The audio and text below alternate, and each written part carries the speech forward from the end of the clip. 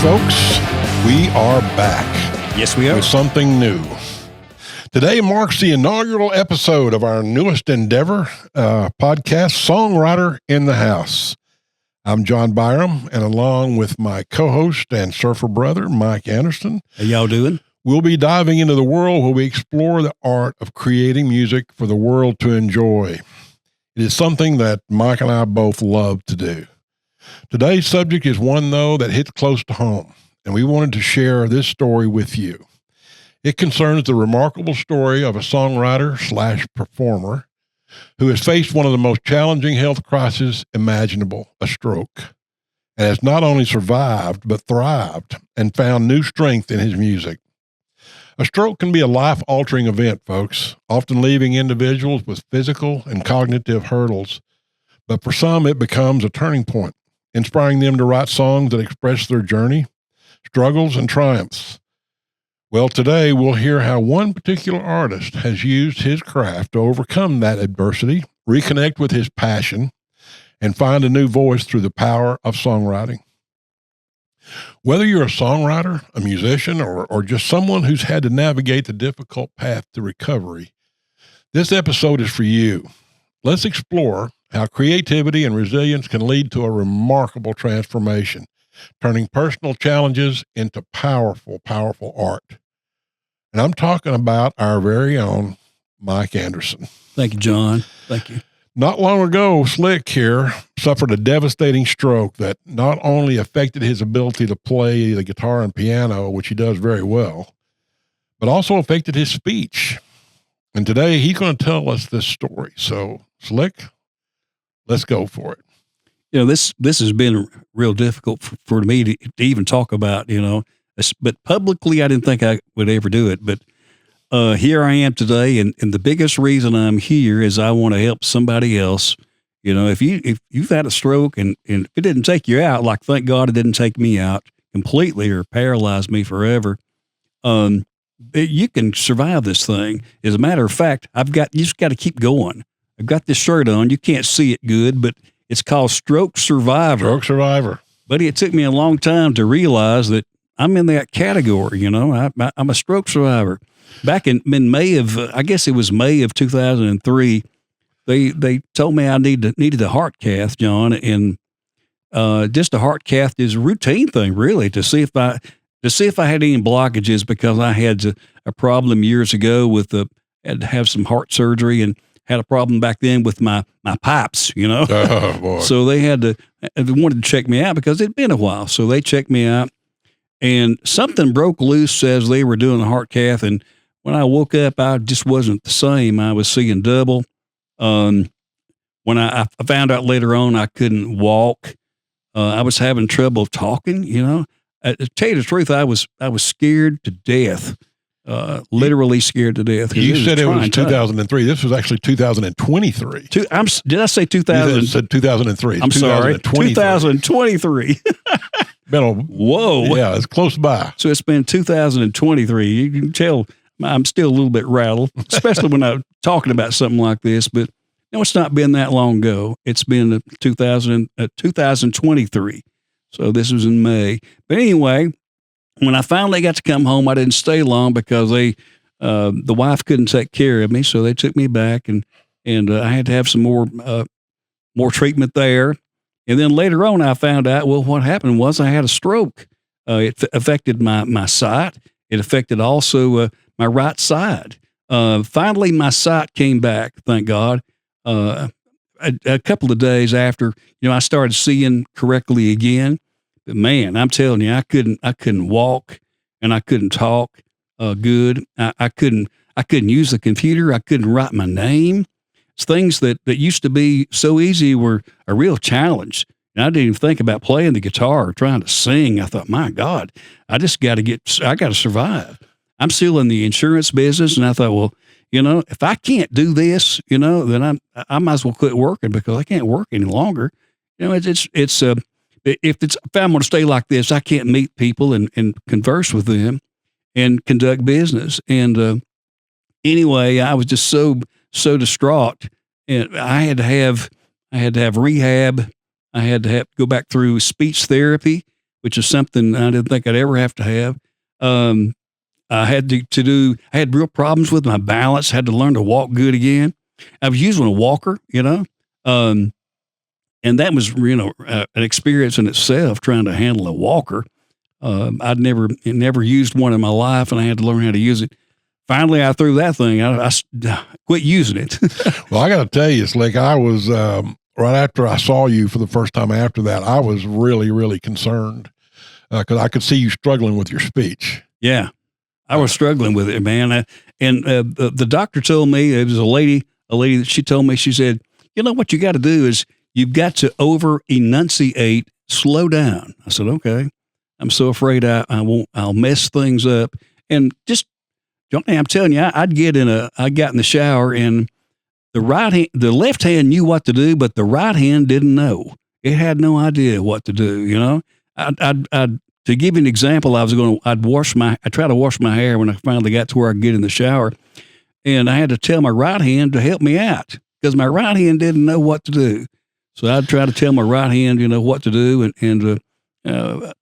I thought, oh gosh, I'll never play the guitar, I'll never sing again. So it was really my wife Jane that encouraged me, and she encouraged me to try after I went through rehab, and I started seeing clients again, and I thought, well, I'm going to try music again. To tell you the truth, I thought I was going to quit everything, just retire and not work anymore and not try to fool with music. I thought it was over. I really did. I was scared to death. The question I have for you is when you realized that it affected your right hand, that's your picking hand. Yeah, it's a picking hand. I know the first time you and I played together again after that, you were struggling with that a little bit, holding on to your pick. Yeah, see, the left hand knew what to do, but the right hand didn't. Yep. The right hand did not know what to do. It's like you unplugged something in me, Well, that's got to be a terrible. I was having to rewire myself completely over again. So you relearned how to play the guitar, basically. Basically, I did, and I'm still struggling. That's the reason I'm a stroke survivor, because it's still not easy. It's still harder. The things that I used to didn't think about at all, I had to start and think about everything. Yeah, that's the whole point of this. That's the whole point of this interview, folks, is to show that when you're faced with this kind of adversity and this kind of thing, you cannot give up. You've got to keep going. And the progress you've made, Slick, since then is nothing short of remarkable to me. Well, I'm back working. I never stopped. I think it wasn't too many weeks until I was back meeting clients again. And then I kept going to rehab and trying to learn and trying to get my balance back. I couldn't even hold a cup of coffee real well. Let me ask you the question. Something had to change that attitude. What happened, or what spurred that change to say, I'm not going to quit, I'm going to keep going, and this is what I'm going to do? Well, the biggest thing to me was getting my wife, Jane, to tell me that, I could still do things, that, I could still write songs and I could still play the guitar and all that. And I'm saying, I don't know if I can or not, Yeah, you can. You can't give that up. That's something you love to do. So I'd go, she said, why don't you learn a Toby Keith song that's called Don't Let the Old Man In? I said, well, I can try to do that. Great song. Anyway, I learned with the new technology that was out then, it just came out. It was called to be able to separate all the stems on a song. Okay. So I took Toby's voice off. I shouldn't say that, but I was only trying to see if I could sing the song and use the music bed to sing it. And she liked the song, and she tried to encourage me to write not only a gospel song, but to encourage me to write a song kind of like Toby Keith's, kind of sort of like it. So that's what I did. And if it hadn't been for her, I'd just give it up. Well, I'll tell you, to have somebody like that pushing you, you got to have that. But you also have to have the drive inside. You have to want, don't you think? You have to want to get better. I didn't want to quit, man. Music's in my blood. We've been doing it together, Slick, for 60 years or more. It's all part of my life, and I just couldn't do it. And I thought, well, I want to keep going, and I want to somehow claw my way back and write a tune, and because I love to write songs and produce songs and do things. Not only, you and I have written a lot of songs together. Yes, we have, many. And I wanted to continue to write even more. And I enjoy not only producing, other folks. I enjoy, singing some songs myself, although I'm really not an artist anymore. I'm more like just a singer-songwriter and producer is all I do anymore. But I enjoy that immensely. It's like a painter painting a picture. That it is an art. Yeah, it is. When you've got it in your blood like you and I do, you don't want to give it up. No. It's part of you. It's part of what defines you. So while we're talking about you mentioned the gospel song. Why don't we play a clip of a song that you wrote and recorded and produced? Okay. And let these folks kind of get a taste of some of this, because you did this right after on your journey back from this stroke, right? Yes. This is called The Love of Jesus. It's just a short clip, about 60 seconds. So we're going to listen to that. Here we go. The love of Jesus, boundless and free, washing over me like waves on the sea. His light shines brighter, so all can see. His mercy unending, His grace is so sweet. In the love of Jesus, I am complete.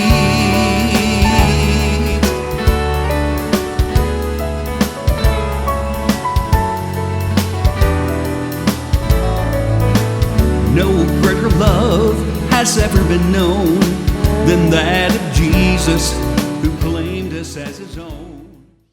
Wow. Good job. Thank you, sir. Now, what inspired that song, Slick? What made you write that song, and how soon after the stroke did you write this? I guess it's been I had the stroke in May of 2023. 23, yeah. Not 2003, 2023. So I guess it's been about 4 or 5 months ago I wrote that song. I got really busy. I sang that song, that Toby Keith song, and found out from Jane that, hey, you still sound okay. You still sound okay. I got excited, and I was recording all kinds of stuff. So I thought, well, I'm going to do a gospel song. I want to do a song that tells about the love that Jesus has for all of his children. Amen, brother. So I did that. So anyway, that's what inspired it. Wow. Because I know that, like you mentioned this earlier, you and I have written a lot of songs together. And so we've recorded some of them, done videos with some of them, and it's something we both love to do. And this is what this whole podcast is about, folks. But this particular episode is about overcoming some adversity, in Mike's case, a stroke, to do this again, because once this is in your blood, it's there, and you're not getting it out. You don't want to give it up. No, you don't. But let's talk about songwriting for just a little bit outside of the stroke. Okay. It's not an easy thing to do. No, it's not. Because I sleep with a pad and paper, pen and paper beside my bed, because I'll have an idea at like 3 a.m. And if I don't write it down right then, it's gone. You'll forget it. It's gone. And I know that I've heard several other artists do the similar things. They carry around a voice recorder or, pencil and piece of paper and write down their stuff. In fact, I remember John Lennon wrote a song on a bar napkin once, just wherever it happens to hit you. What sorts of things, how do you get inspired, like when you write a song? Well, I'll think about different phrases. I'll think about a phrase and how that would work into a tune. Like somebody says, for instance, on this country song that I came up with, "Still Standing Tall." Yep. We're going to play that here. We're going to play that here just a little bit. Yep. It's just different phrases that you come up with, and you'll come up with a riff, and you'll build it from there, and come up with words and a melody, and go from there. Just like your. Well, it's not kind of like baking a cake, but you know what I mean? Oh, exactly. Folks, the relationship that Mike and I have, I'm not good at putting music to words, but I'm pretty good at writing words. And he's good, period, folks. And so, well, I don't know. I wouldn't go that far. But the thing I like working with you is that I've got an idea, and I can communicate that idea to you and say, I've got these words. What do you think about the music? Yeah. I enjoy that. Where does that come from? I don't know where it comes from. You just you hear the tune, and it's like you and I. You wrote a song one time one-way trip to Dover that kind of wrote itself. Yeah, boy, You know, it did. I saw that song and it came together in an hour, I think, an hour or less. Some songs just come together, you know?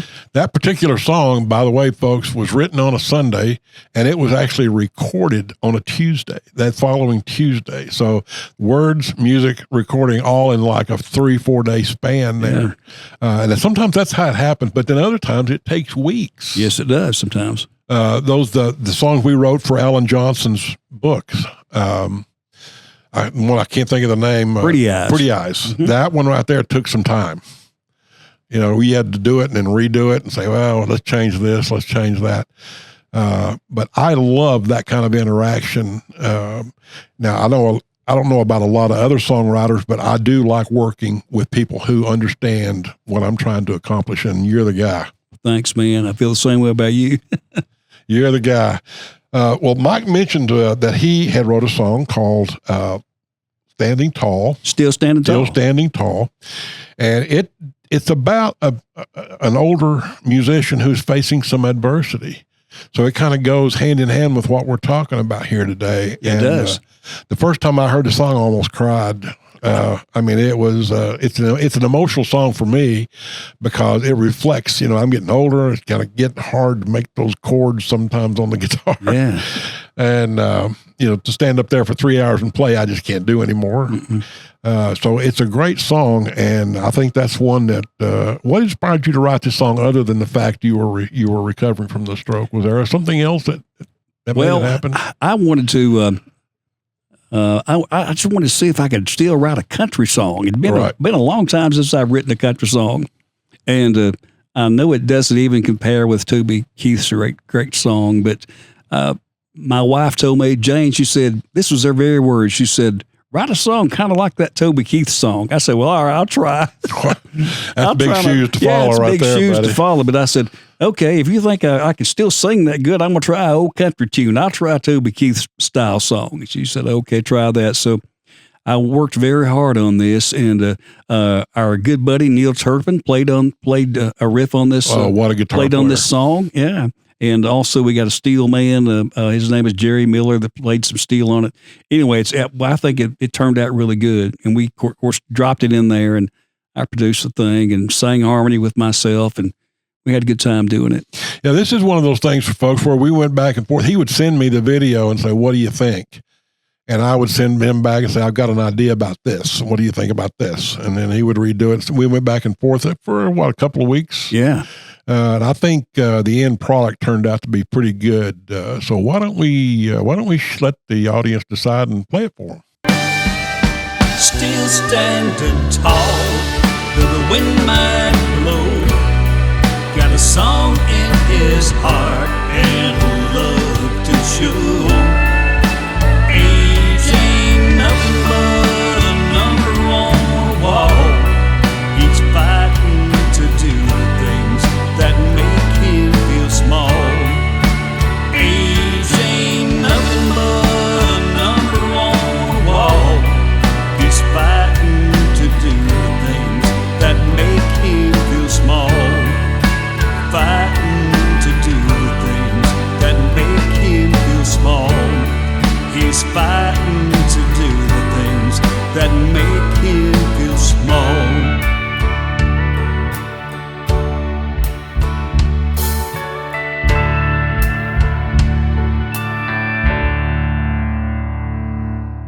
Incredible. The steel and the Neil Turpin on the guitar. I mean, it doesn't get any better than that. It really doesn't. Well, I tell you, I just I want everybody to know that if you've had a stroke, you can survive this thing. You can make it through it. Just keep on keeping on. Absolutely, and Mike's living proof that there is life after a stroke. Yes, and you just got to persevere. Don't give up. Do not give up. The good Lord spared me for a reason, and I'm still here. And maybe that reason is to try to convince other people there's light at the end of the tunnel. Now, I think he kept you around to protect me, buddy. I need all the help I can get. Maybe so. You and I have been doing this for a long time. Long time. Long time. Well, folks, you know, one of the things that Mike and I like to do is find new songwriters and interact with new songwriters and see what we can do to help them out, because this is a tough business, as we all know. Very tough. And so if you have anybody that might be interested in talking to us who is a songwriter or aspires to be a songwriter, we would love to know about it. And I think, Slick, you're going to put some information in the comments. I'll have some comments down there, and you can also subscribe to this channel. Just if you like this video, if we inspired you, just click that you like us, and share the video and subscribe and hit that little bell where it'll every time we have a new video, you'll see us. But anyway, we'll do that, and we'll put all the things. We'll put some of the musicians and things we're talking about. We'll put it in the comments section. We'll do all that, and when we put this out on YouTube, okay? That sounds wonderful, and I'm just going to give a heads up to a couple of people that I know, Ted Graves and Nita Graves, who are incredible songwriters. Yes, they are. We're going to have them on here at some point. They don't know that yet, but we are. So Ted and Nita, get ready for that, because we're coming after you. So, folks, I can't tell you how enjoyable it is to be back in the saddle here with Mike and doing our podcast again. So please keep us in your mind. Subscribe, hit that little bell there on the YouTube, and it's under Mike Anderson Productions. Yes, channel on YouTube. And keep us in your prayers. Absolutely, keep us in our prayers, in your prayers. So with that, folks, I'm going to say good night. God bless you, and we are out of here.